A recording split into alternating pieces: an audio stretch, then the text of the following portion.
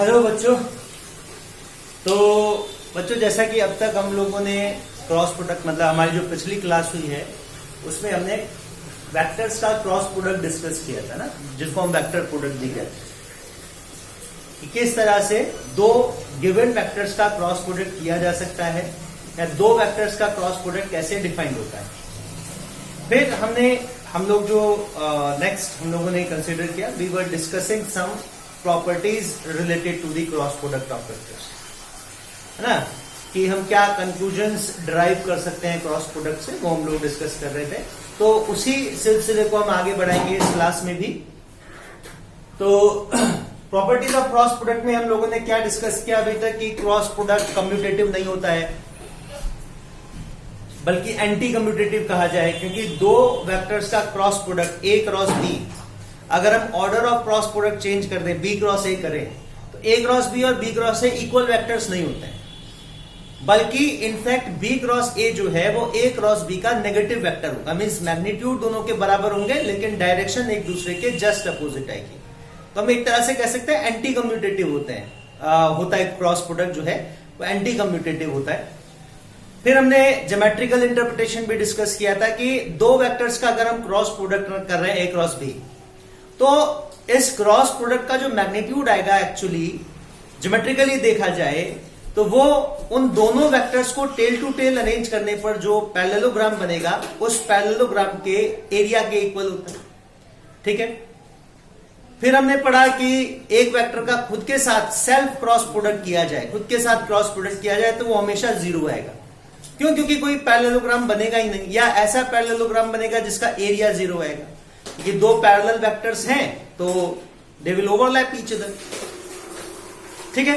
फिर orthogonal unit vectors का cross product, जो हम ये जनरल यूनिट वेक्टर्स लेते हैं ना, X axis Y axis Z axis के डायरेक्शन को रिप्रेजेंट करने के लिए, I cap J cap K cap, तो हमने देखा इसी तरह से आई कैप का खुद के साथ डॉट क्रॉस प्रोडक्ट जीरो हो जाएगा, जे कैप का क्रॉस प्रोडक्ट जीरो होगा, के कैप का क्रॉस प्रोडक्ट जीरो होगा। इस तरह से कुछ प्रॉपर्टीज हम लोगों ने डिस्कस की थी। एक ये डिस्कस किया था कि डिस्ट्रीब्यूटिव लॉ होल्ड करता है, लेकिन उसमें आपको जो ऑर्डर ऑफ क्रॉस प्रोडक्ट है ना, या जो ऑर्डर है वेक्टर्स का, उसको रिटेन रखना होता है। ठीक। देखिए आगे चलते हैं हम लोग। तुम देखें तो दो वेक्टर्स का जो क्रॉस प्रोडक्ट है, देखिए मैक्सिमम मिनिमम कब होगा, what should be the conditions for which the cross product of two vectors is going to be maximum, मतलब किस कंडीशन में, किस स्टेट में दो गिवन वेक्टर्स का डॉट प्रोडक्ट जो है वो क्रॉस प्रोडक्ट जो है वो मैक्सिमम हो सकता है। तो जैसा कि हम क्रॉस प्रोडक्ट को डिफाइन करते हैं कि दो वेक्टर्स का क्रॉस प्रोडक्ट होता है A cross B equals to mod A mod B sine theta. ठीक है। मैग्नीट्यूड की बात करें सर, तो mod A mod B sine theta होता है। हम देखिए ये जो क्रॉस प्रोडक्ट आएगा इसकी मैक्सिमम वैल्यू, इसमें मॉड ए मॉड बी तो कांस्टेंट है, दो गिवन वेक्टर्स के लिए उनका मैग्नीट्यूड तो फिक्स्ड है। तो बेसिकली क्रॉस प्रोडक्ट किस बात पे डिपेंड करेगा, साइन थीटा पे, जहां पर थीटा दोनों वेक्टर्स के जो लाइन ऑफ एक्शन है उनका एंगल ऑफ इंक्लिनेशन है। एक तरह से कह सकते हैं theta is the angle between the two vectors, जो उनकी दोनों की डायरेक्शन डिफरेंस को रिप्रेजेंट करता है। तो इस साइन थीटा की वैल्यू पे डिपेंड करेगा। तो ए क्रॉस बी मैक्सिमम कब आएगा, ए क्रॉस बी का जो मॉड है, कह लीजिए मॉड विल बी मैक्सिमम। कब मैक्सिमम होगा ये, जब साइन थीटा मैक्सिमम होगा। जब साइन थीटा की वैल्यू मैक्सिमम होगी तो ये क्रॉस प्रोडक्ट का मैग्नीट्यूड भी मैक्सिमम हो जाएगा। दैट इज, हम जानते हैं कि साइन थीटा की जो मैक्सिमम वैल्यू है वो 1 हो सकती है, या प्लस माइनस 1 कह लीजिए। क्यों? क्योंकि वो माइनस से तो सिर्फ डायरेक्शन चेंज होगी वेक्टर की, है ना। मॉड तो वो बनी रहे, मतलब साइन थीटा का जैसे मॉड लेंगे तो साइन थीटा की प्लस वैल्यू लो या माइनस वैल्यू लो, है ना, वो मैक्सिमम ही है। तो प्लस माइनस 1 हो साइन थीटा, वो साइन थीटा प्लस माइनस 1 कब हो सकता है, जब थीटा हमारा π/2 हो, है ना, या 3π/2 हो, या 5π/2 हो। अगर ये एंगल्स आते हैं किन्हीं भी वेक्टर्स के बीच में तो उनका जो क्रॉस प्रोडक्ट होगा वो मैक्सिमम आएगा। ठीक है। तो इसका मतलब π/2 का मतलब दोनों वेक्टर्स जो है वेक्टर ए और वेक्टर बी, इनके बीच का एंगल, ए और बी वेक्टर के बीच का एंगल जो है वो 90 डिग्री होना चाहिए, है ना। π/2 मतलब 90 degree, π/2 radians equals to 90 degree. That means vector A must be perpendicular to vector B. Vector A vector B के परपेंडिकुलर होगा, उस केस में उनका जो क्रॉस प्रोडक्ट आएगा वो मैक्सिमम आएगा, ठीक है। There cross product will be maximum. तो मैक्सिमम वैल्यू आएगी कितनी क्रॉस प्रोडक्ट की? तो मॉड ए क्रॉस बी की जो मैक्सिमम वैल्यू होगी वो आएगी हमारे पास, साइन थीटा को 1 पुट कर दें तो सिंपल मॉड ए इंटू मॉड बी, ठीक। तो दो वेक्टर्स की क्रॉस प्रोडक्ट की मैक्सिमम वैल्यू सिंपल उनके मैग्नीट्यूड्स के प्रोडक्ट के इक्वल आएगी, और वो तब आएगी जब दोनों वेक्टर्स परपेंडिकुलर हो। मान लीजिए और एंगल्स भी मैं आपको बता देता हूं, 3π/2 का मतलब 270 डिग्री, तो यानी कि एंगल जो है ए और बी की लाइन ऑफ एक्शन के बीच का जो एंगल है ना, वो ये आना चाहिए, ये 270 डिग्री 3π/2, या 5/2 तो वही π/2 के आ जाएगा, ए और बी मतलब वो 5π/2 जो है वो अगेन ये वाली कंडीशन आ जाएगी हमारे पास, ठीक है। ये है ना रोटेट होके फिर 5π/2 में ही आ जाएगा। तो बेसिकली देखा जाए तो अगर वेक्टर्स परपेंडिकुलर है, एक तरह से कहा जाए इन जनरल कि अगर वेक्टर्स परपेंडिकुलर है, ठीक है, तो उनका जो क्रॉस प्रोडक्ट है वो मैक्सिमम आएगा। मिनिमम कब आएगा? तो दो वेक्टर्स का जो क्रॉस प्रोडक्ट है ए क्रॉस बी वो मिनिमम होगा, मतलब उसका मैग्नीट्यूड, तो मिनिमम वैल्यू तो 0 होगी क्रॉस प्रोडक्ट की, है ना। पॉसिबल मिनिमम वैल्यू तो क्रॉस प्रोडक्ट के मॉड की मैग्नीट्यूड की 0 आएगी। तो वो 0 कब आएगी? जब हमारा साइन थीटा 0 हो जाएगा। और साइन थीटा 0 कब होगा? जब थीटा आपका 0 डिग्री हो, या 180 डिग्री हो, मतलब पाई हो, 2 पाई हो, 3 पाई हो, है ना। तो मतलब इंटीग्रल मल्टीपल ऑफ पाई हो, plus minus 0, plus minus pi, plus minus 2 पाई। तो ये कब होगा? मान लीजिए दोनों वेक्टर्स हमारे सेम डायरेक्शन में है, vector A and vector B both are along same direction, तो इनके बीच का एंगल थीटा कितना हो जाएगा? 0 डिग्री। या वेक्टर ए और वेक्टर बी अपोजिट डायरेक्शन में है, तो इनके बीच का एंगल कितना आ जाएगा? पाई डिग्री या 180 डिग्री, मतलब पाई रेडियंस या 180 डिग्री। तो इन दोनों केसेस में जो साइन थीटा की वैल्यू आएगी, साइन 0 भी 0 होता है, साइन 180 भी 0 होता है, साइन 2 पाई अगेन ये वाली कंडीशन आ जाएगी, 2 पाई का मतलब वो था along same direction, 360 degree angle and 0 degree, है ना। That means same thing, both vectors are parallel. तो हम देखें दो वेक्टर्स का क्रॉस प्रोडक्ट मिनिमम हो सकता है 0, और वो तब होगा जब या तो दोनों वेक्टर्स एक ही लाइन के अलोंग सेम डायरेक्शन में एक्ट कर रहे हो, या दोनों वेक्टर्स एक ही लाइन के अलोंग अपोजिट डायरेक्शन में एक्ट कर रहे हो। मींस या तो पैरेलल हो या एंटी पैरेलल, मतलब लाइन ऑफ एक्शन दोनों वेक्टर की सेम होनी चाहिए, एक ही लाइन के अलोंग एक्ट करते होने चाहिए। तो चाहे वो एक ही डायरेक्शन में हो, चाहे वो एक लाइन के अलोंग अपोजिट डायरेक्शन में भी हो सकते हैं, तो उनका जो क्रॉस प्रोडक्ट आएगा वो मैक्सिमम आएगा। आ रही बात समझ में? क्रॉस प्रोडक्ट का मॉड मैक्सिमम होगा। तो एक तरह से हम कह सकते हैं ए क्रॉस बी का जो मॉड है वो मैक्सिमम होगा if vector A and vector B will be collinear. ये कोलिनियर आएंगे ना, एक ही लाइन के अलोंग एक्ट करते हुए आएंगे, तो इनका जो क्रॉस प्रोडक्ट होगा वो मैक्सिमम आएगा, ठीक है। तो एक तो ये कंक्लूजन हम ड्राइव कर सकते हैं यहां से कि in which case, in what condition the cross product of two vectors could be maximum, और वो मैक्सिमम वैल्यू आएगी कितनी, और इसी तरह से मिनिमम वैल्यू कितनी आएगी, और वो किन कंडीशंस में आएगी, ठीक है। चलिए अब नेक्स्ट क्या कंक्लूजन हम लोग ड्राइव कर सकते हैं, या क्या प्रॉपर्टी हम क्रॉस प्रोडक्ट की और कह सकते हैं। चलिए इसको मैं रब कर रहा हूं, है ना, फिर नेक्स्ट प्रॉपर्टी पे आते हैं हम लोग। तो देखिए नेक्स्ट हम लोग क्या करते हैं, जो हमारे ऑर्थोगोनल यूनिट वेक्टर्स होते हैं along X axis, Y axis, Z axis, उनका हमने पढ़ा कि खुद के साथ तो उनका क्रॉस प्रोडक्ट 0 होता है, लेकिन दूसरे वेक्टर के साथ अब तो हम उनका क्रॉस प्रोडक्ट कर सकते हैं। तो वो रिप्रेजेंट करने के लिए सबसे पहले तो मैं देखिए एक तो ये जो हमारा ऑर्थोगोनल कोऑर्डिनेट सिस्टम है ना, एक्स एक्सिस, वाई एक्सिस और जेड एक्सिस का, इसको ड्रॉ कर लूं। मान लीजिए ये तो हमारा वर्टिकल जो है वो वाई एक्सिस है, और ये एक्स एक्सिस है, हॉरिजॉन्टल एक्सिस, ठीक है। और एक एक्सिस है इस प्लेन के परपेंडिकुलर, ये म्यूचुअली परपेंडिकुलर होते हैं दोनों। एक और एक्सिस है थर्ड जो इस प्लेन के परपेंडिकुलर है, जिसको मैं इस मार्कर से रिप्रेजेंट कर रहा हूं ना, वो इस तरह से आएगा। तो वो एक्स के भी परपेंडिकुलर होगा, वो वाई के भी परपेंडिकुलर होगा, ठीक है। तो क्योंकि अब हवा में तो ड्रॉ नहीं कर सकते, तो हम प्लेन में कैसे रिप्रेजेंट करते हैं उस एक्सिस को, इस तरह से, है ना। मैं डॉटेड लाइन से शो कर रहा हूं, और इस डॉटेड जेड लाइन का मतलब है, जेड एक्सिस का मतलब है कि इस प्लेन के परपेंडिकुलर है ये, समझिए। अब आई कैप की जो डायरेक्शन है वो होती है एक्स एक्सिस के along. I cap is a unit vector along X axis. इसी तरह से जे कैप जो है वो लेते हैं हम, ये रिप्रेजेंटेशन ले रखी है हमने कि जे कैप हमने एक यूनिट वेक्टर असाइन कर रखा है along Y direction, Y axis. Similarly Z axis के अलोंग, पॉजिटिव जेड एक्सिस के अलोंग प्लस के कैप, ठीक।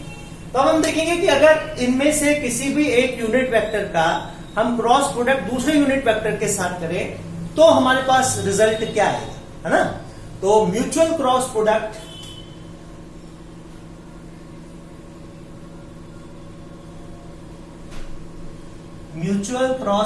ऑफ यूनिट वेक्टर्स, ये हम देखते हैं। तो सबसे पहले तो आई क्रॉस जे करते हैं, आई कैप क्रॉस जे कैप। तो आई कैप तो हो गया एक्स एक्सिस के अलोंग, जे कैप हो गया वाई एक्सिस के अलोंग।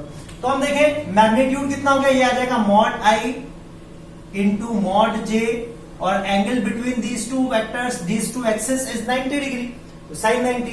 तो ये आ जाएगा, और डायरेक्शन एन कैप, है ना, एक और यूनिट वेक्टर से डायरेक्शन रिप्रेजेंट कर रहे हैं। तो आई कैप जे कैप तो 1 हो गया, mod I is 1, mod J is 1, sine 90 is also 1 into N cap. तो बेसिकली हमारे पास एन कैप आएगा।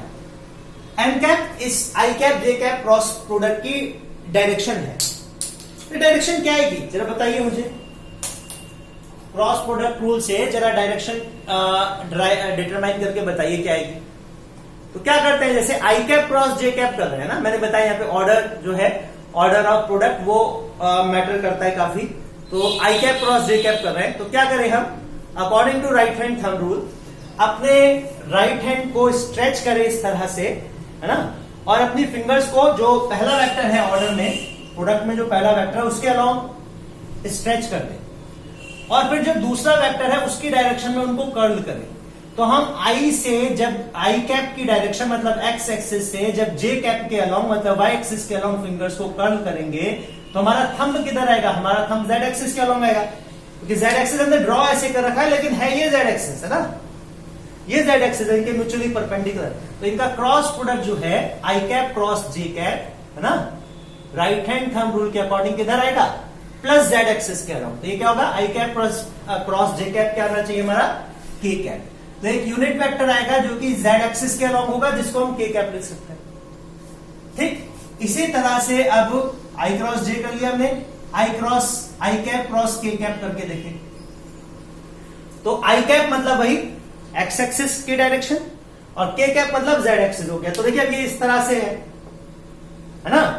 तो हम क्या करेंगे, पहले, क्योंकि ऑर्डर में, ऑर्डर ऑफ प्रोडक्ट में पहले आई कैप आना है फिर के कैप आना है, तो अपने राइट हैंड की फिंगर्स को, राइट हैंड को इस तरह से स्ट्रेच करके अपनी फिंगर्स को सबसे पहले पॉइंट करेंगे एक्स एक्सिस की तरफ, ठीक है। अब की बार मैं ऐसा इसलिए ले रहा हूं, ऐसा क्यों ले रहा हूं मैं, क्योंकि देखिए ये जेड एक्सिस है, तो मुझको क्या करना है, मुझको एक्स एक्सिस से जेड की तरफ अपनी फिंगर्स को घुमाना है ना, मुझको एक्स से जेड की तरफ फिंगर्स को घुमाना है।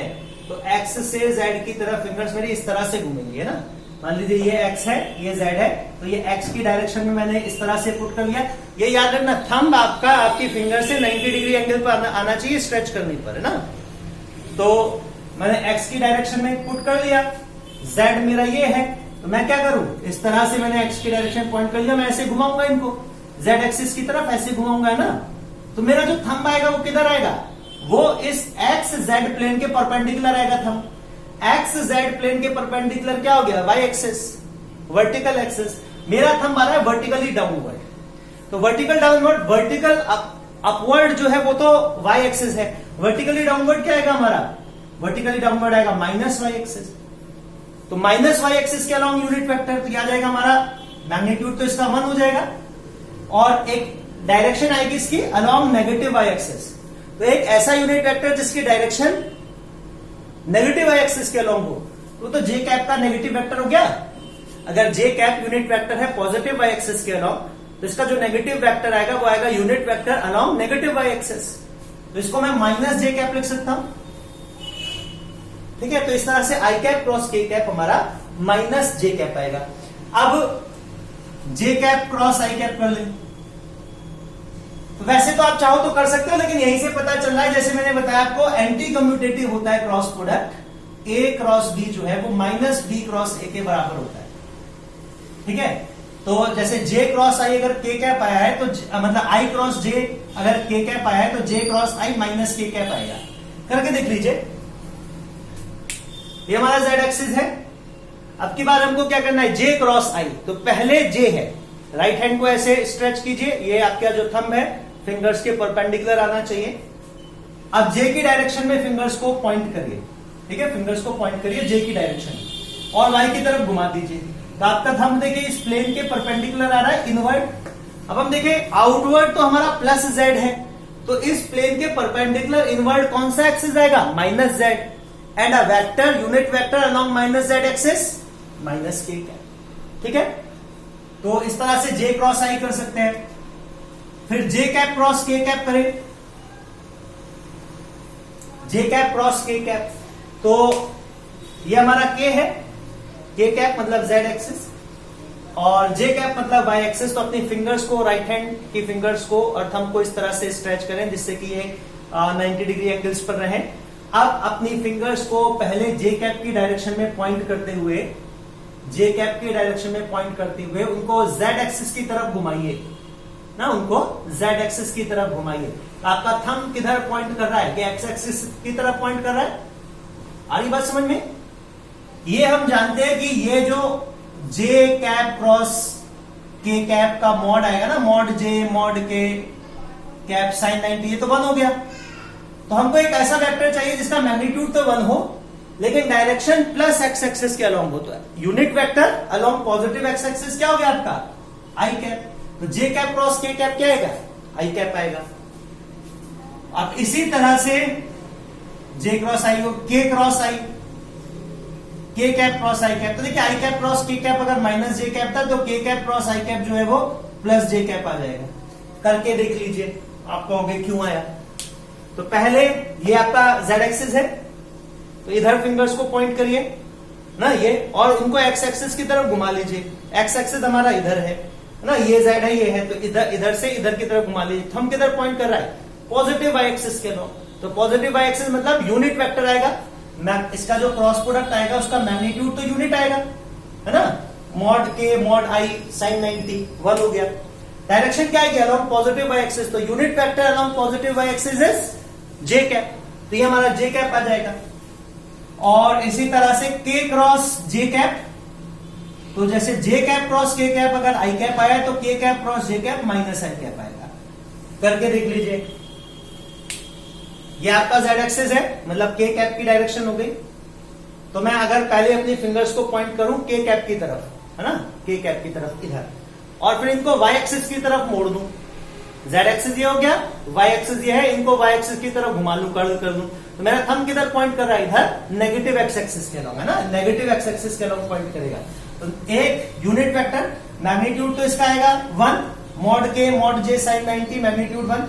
तो unit vector along negative X axis minus I cap. तो इस तरह से हम, बाकी मैंने आपको कल बताया ही था कि आई कैप क्रॉस आई कैप 0 होता है, जे कैप क्रॉस जे कैप 0 होता है, के कैप क्रॉस के कैप 0 होता है। किसी भी एक वेक्टर का उसके खुद के साथ क्रॉस प्रोडक्ट 0 आता है, ठीक है। तो इस तरह से हम जो ये यूनिट वेक्टर्स है हमारे आई cap J cap K cap, इनका म्यूचुअल क्रॉस प्रोडक्ट रिप्रेजेंट कर सकते हैं, ठीक है। तो ये आपको याद रखना है, या अगर आप इसको समझते हैं और मैंने जो आपको ये अभी तक बताया है ना, ये तो समझ में आना चाहिए कि आप ये 3 म्यूचुअली परपेंडिकुलर एक्सिस ले रहे हैं। अच्छा, एक्सिस आपको यही लेने हैं, इसी तरह से आपको एक्सिस कंसीडर करना है। मतलब इसको आप वाई ले लोगे, इसको एक्स ले लोगे, इसको जेड ले लोगे, तो फिर ये क्रॉस प्रोडक्ट की डायरेक्शन चेंज हो जाएगी। तो हम एक कन्वेंशन फॉलो करते हैं, इसको हम बोलते हैं राइट हैंड, मतलब रेक्टेंगुलर कोऑर्डिनेट सिस्टम को, इसको राइट हैंड सिस्टम बोलते हैं। तो आपको राइट हैंड सिस्टम के अकॉर्डिंग ही जो एक्सेस है, कोऑर्डिनेट एक्सेस, वो कंसीडर करने, तभी आपके डायरेक्शन जो है वो सही आएगी, ठीक। तो ये इस तरह से हम जो यूनिट वेक्टर्स हैं उनका म्यूचुअल क्रॉस प्रोडक्ट कर सकते हैं। तो इसको हम लिख लें कि भाई आई कैप क्रॉस जे कैप कितना आता है, I cap cross J cap आता है के कैप, और आई कैप क्रॉस के कैप कितना आता है माइनस जे कैप। इसी तरह से जे कैप क्रॉस आई कैप आता है माइनस के कैप, और जे कैप क्रॉस के कैप आता है, जे कैप क्रॉस के कैप होता है I cap, K cap cross I cap होता है प्लस जे कैप, और के कैप क्रॉस जे कैप होता है माइनस आई कैप। ठीक है, तो ये हमारे जो म्यूचुअल क्रॉस प्रोडक्ट आएंगे यूनिट वेक्टर्स के। अब देखिए ये क्रॉस प्रोडक्ट हमने करना सीख लिया, लेकिन अभी क्रॉस प्रोडक्ट हमने सीखा कि अगर हमको दो वेक्टर्स का मैग्नीट्यूड दे रखा हो, उनकी डायरेक्शन के को डिफरेंस डायरेक्शन डिफरेंस को रिप्रेजेंट करने वाला उनके बीच का एंगल दे रखा हो कि उनकी लाइन ऑफ एक्शन कितने एंगल पर इंक्लाइंड है, तो हम क्रॉस प्रोडक्ट कर सकते हैं। मान लीजिए अगर वेक्टर हमको कंपोनेंट फॉर्म में दे रखे, अगर वेक्टर हमको कंपोनेंट फॉर्म में दे रखे हैं, तब आप क्या करेंगे? ठीक है, अगर वेक्टर आपको कंपोनेंट फॉर्म में दे रखे हैं, तब आप किस तरह से क्रॉस प्रोडक्ट कर पाएंगे? क्योंकि वहां तो ना तो आपको डायरेक्टली थीटा गिवन होगा, ना आपको directly mod A mod B given होंगे, तो फिर किस तरह से आप क्रॉस प्रोडक्ट करेंगे वेक्टर्स का if they are given you in component form? उनके रेक्टेंगुलर कंपोनेंट्स के सम की टर्म्स में लिख रखा है वेक्टर को, वो भी देख लेते हैं।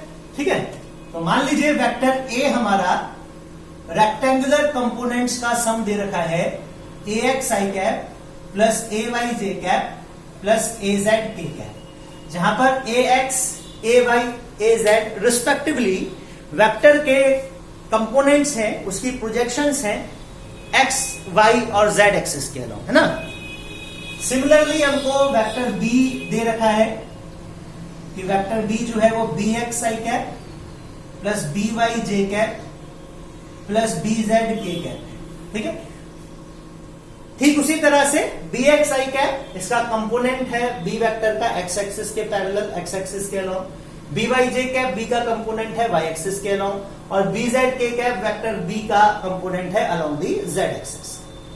तो अब मान लीजिए आपसे कहा जाता है find A vector cross B vector. A cross B कैसे करोगे आप? तो मैं सबसे पहले तो सब्स्टिट्यूट कर लूं कि भाई ए तो मेरा ए x I cap plus A Y J cap plus A Z K cap होता है। इसका क्रॉस प्रोडक्ट करना है मुझको किसके साथ? वेक्टर बी के साथ, मतलब B X I cap plus B Y J cap plus B Z K cap के साथ करना है। तो क्या करें? पहले मतलब ये हमको ये तीन वेक्टर्स हैं, ये तीन वेक्टर्स हैं, तो मैं क्या करूं? पहले ए एक्स आई कैप जो ये एक्स कंपोनेंट वेक्टर है वेक्टर ए का, है ना, वेक्टर ए का जो एक्स कंपोनेंट वेक्टर है उसका क्रॉस प्रोडक्ट कर लूं पहले इन तीन के साथ। तो देखिए अगर मैं इसको लिखूंगा तो मैं डिस्ट्रीब्यूटिव लॉ, मैंने कल बताया था, distributive law also holds for cross product, but one thing must be remember that the order of product should not change, है ना। जो ऑर्डर है वो ऑर्डर को चेंज ना करो आप, तो डिस्ट्रीब्यूटिव लॉ होल्ड करता है। तो हम बिना ऑर्डर को चेंज किए अगर डिस्ट्रीब्यूटिव लॉ अप्लाई करें तो यहां पे मैं कह सकता हूं, पहले जैसे मैंने बताया था, वेक्टर ए का cross product with the resultant of vector B plus C will be equal to vector A cross B plus vector A cross C, है ना। उसी तरह से मैं इसको लिखूं तो आ जाएगा ए x I cap cross B X I cap plus A x I cap cross B Y J cap plus A x I cap cross B Z K cap. ठीक है, इसी तरह से मैं ए वाई जे कैप का कर लू इसके साथ क्रॉस प्रोडक्ट, तो ए वाई जे कैप बिना ऑर्डर को चेंज करें तो वही है। ठीक है, डिस्ट्रीब्यूटिव लॉ अप्लाई करेंगे, डिस्ट्रीब्यूटिव प्रॉपर्टी अप्लाई करेंगे क्रॉस प्रोडक्ट की, तो A Y J cap cross B X I cap plus A Y J cap cross B Y J cap plus A Y J cap cross B Z K cap. इसी तरह से अब Z component का इन तीनों के साथ cross product कर लेंगे।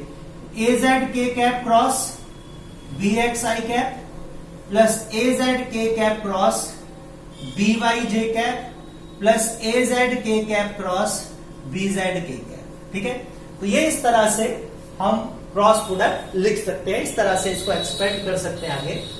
अब हम इनका यूज करेंगे ना कि डायरेक्शन क्या थी, डायरेक्शन इन क्योंकि ये यूनिट वेक्टर्स की टर्म्स में दे रखे हैं, ये X component, Y component, Z component है। तो हम देखें दो वेक्टर जिसमें से एक एक्स एक्सिस के अलोंग हो, एक वाई एक्सिस के अलोंग हो, उनका क्रॉस प्रोडक्ट की डायरेक्शन आएगी अलोंग जेड एक्सिस। तो ठीक यही हम यूनिट वेक्टर्स के जो म्यूचुअल अभी हमने पढ़ा क्रॉस प्रोडक्ट कितने आएंगे, to find out the direction of any cross product of any two given vectors in these combinations, we will use that mutual cross product of the unit vectors। ठीक है, तो सबसे पहली बात तो ax i cap cross bx i cap, ये cross product तो zero होगा। क्यों? क्योंकि ये दोनों वेक्टर्स पैरेलल हैं, ये भी x एक्सिस के अलोंग, ये भी x एक्सिस के अलोंग, इनका एंगल 0 डिग्री आएगा। तो मॉड a मतलब ax bx sin 0 will be 0, ये तो हमारा 0 आ जाएगा, plus ax i cap cross by j cap, तो ये आ जाएगा मॉड ax मॉड by हो जाएगा ax by, और i cap cross j cap, i cap cross j cap देखिए यहां से i cap cross j cap की डायरेक्शन क्या आएगी, k कैप। तो डायरेक्शन मैग्नीट्यूड तो आ जाएगा इसका ax by, और एंगल इन दोनों के बीच में कितना हो गया, ये x एक्सिस के अलोंग, ये y एक्सिस के अलोंग, तो एंगल तो 90 डिग्री हो गया। तो ये ax by sin 90 डिग्री, और डायरेक्शन आ जाएगी k कैप। ठीक है, तो sin 90 तो 1 ही हो जाएगा, तो मैं इसको लिख लूं ax by k cap, plus इसी तरह से ये आ जाएगा ax bz sin 90, क्योंकि ये x एक्सिस के अलोंग है, ये z एक्सिस के अलोंग है, तो sin 90 विल बी 1, और i cap cross k cap की डायरेक्शन क्या आएगी, माइनस j कैप। ठीक है, ये इसको माइनस को यहां लगा देता,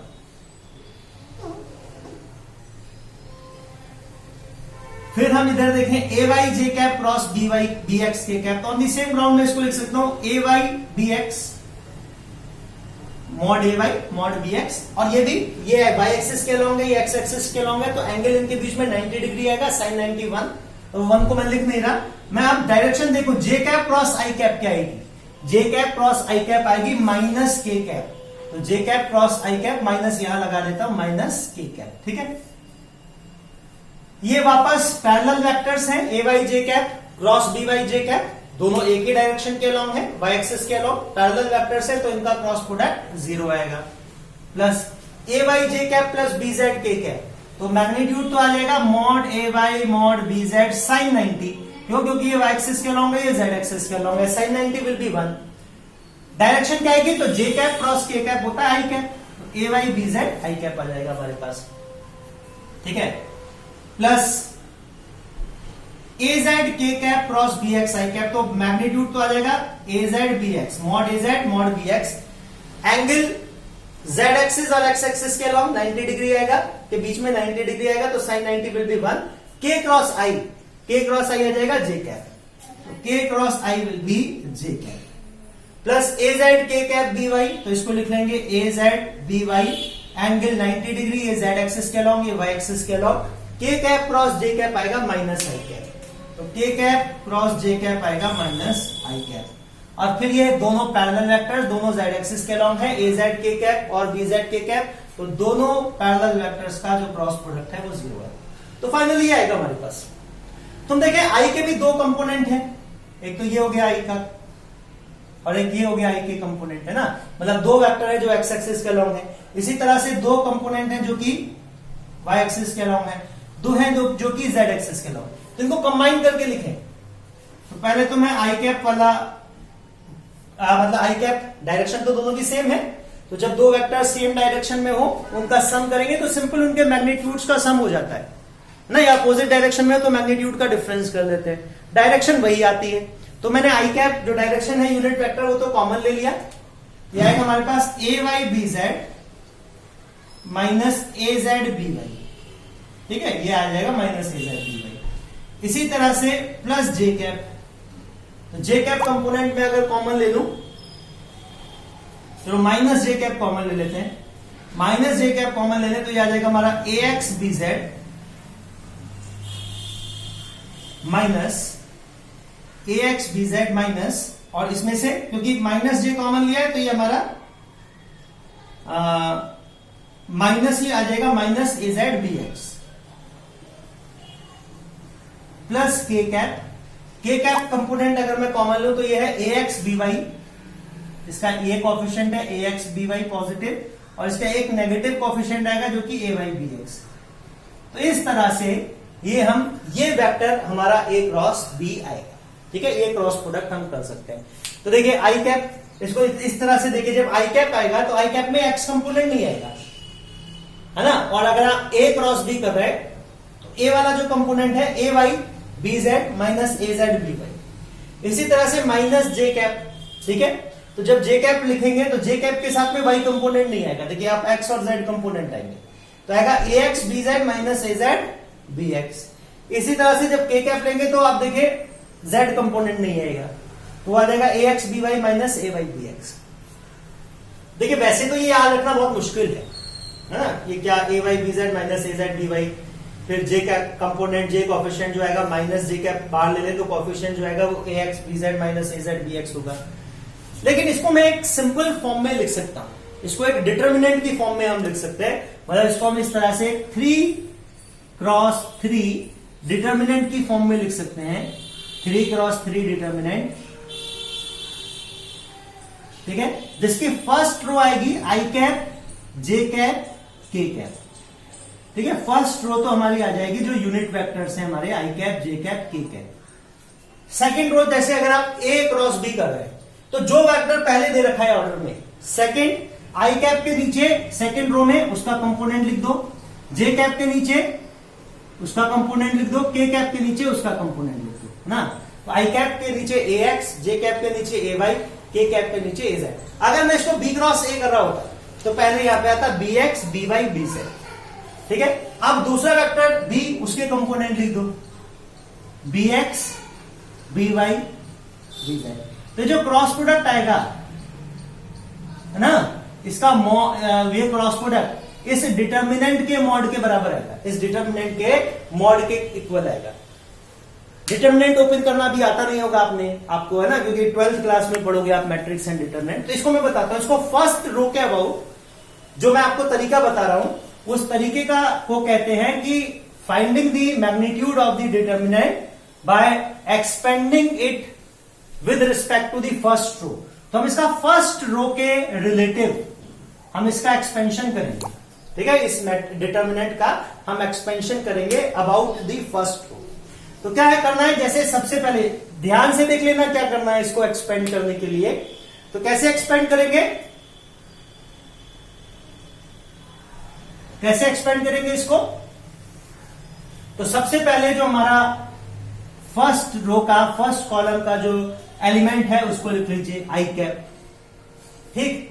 फिर जो आपने फर्स्ट रो फर्स्ट कॉलम का एलिमेंट लिया तो फर्स्ट कॉलम को भी नहीं लेना है, सेकंड और फर्स्ट रो को भी नहीं लेना, इनको छोड़ दीजिए।